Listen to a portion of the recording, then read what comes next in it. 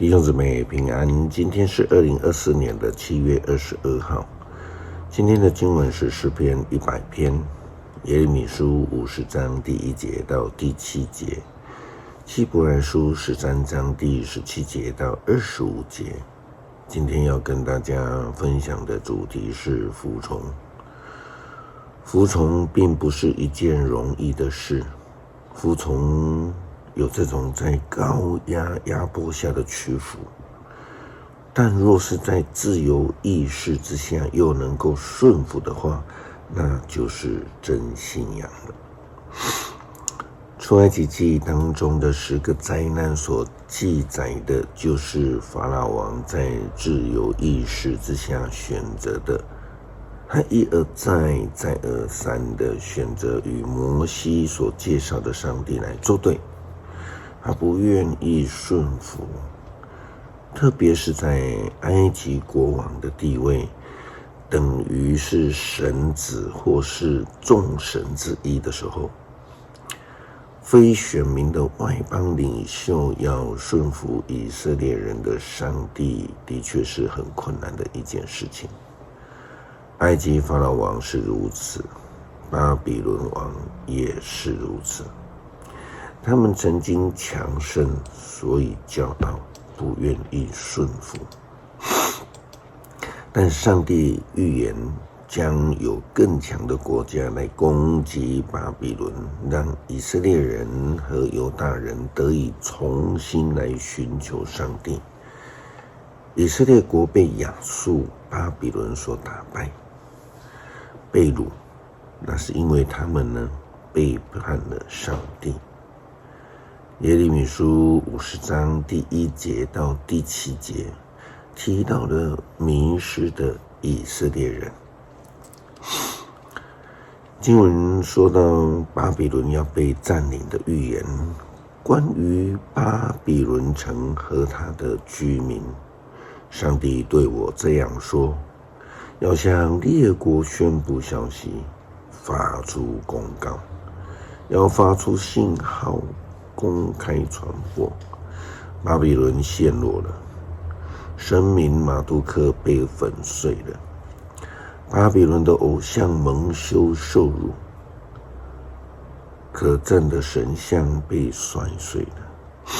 有一个国家从北方来攻打巴比伦，使他国土荒废，没有人居住，人和野兽都跑光了。上主说，到那时，以色列和犹大的人民要一起来，边走边哭地寻找我，他们的上帝。他们要寻找往西安去的路，朝着那个方向走。他们要跟我订立永远的约，永不背弃。我的子民像是迷了路的羊，他们的牧人使他们在山中迷失了，从一个山岭流落到另一个山岭，找不到自己的羊圈。凡是遇到他们的，都吞吃他们。他们的敌人说，我们这样做并没有错，因为他们得罪了上主。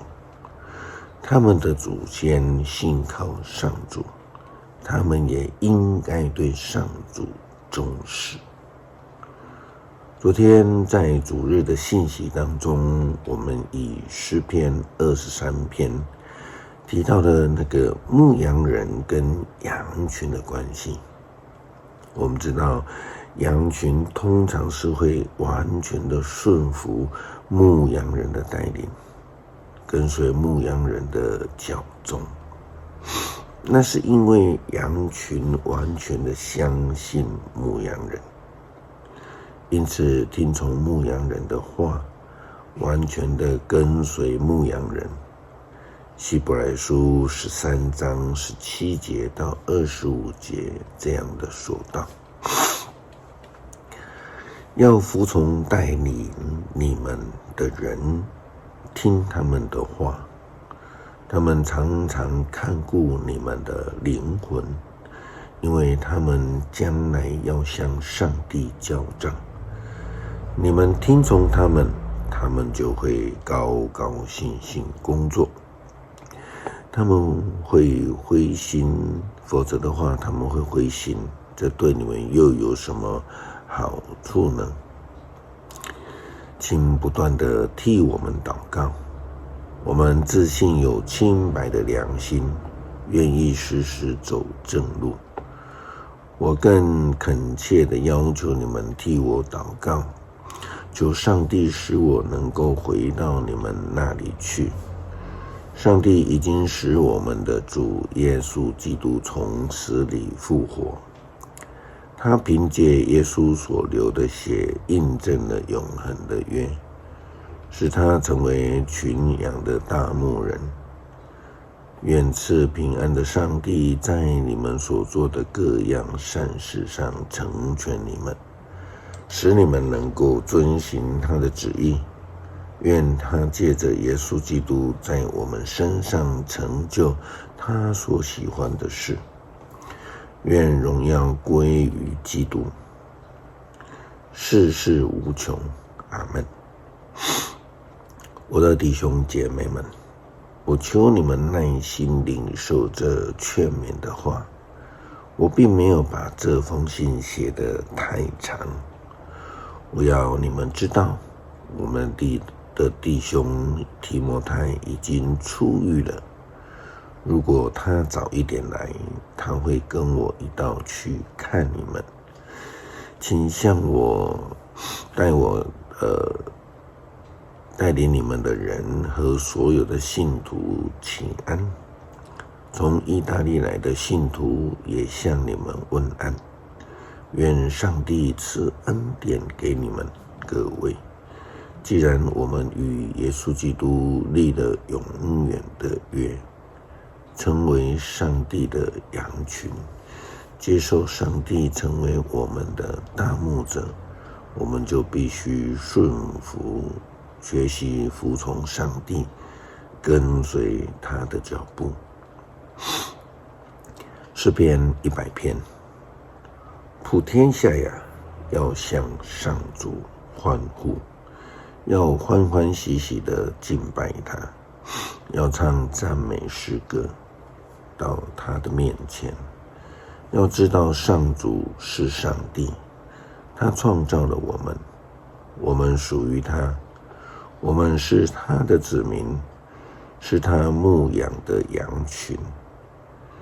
要以感谢进入他的圣殿，要以颂赞进入他的圣所，要感谢他，颂赞他。上主至善，他的慈爱永恒，他的信实万代长存。恳求主帮助我们成为愿意顺服大牧者上帝的好羊，听从大牧者的声音，跟随他的脚踪，得以进入上帝的家。感谢祷告是奉主耶稣基督圣名求，阿们。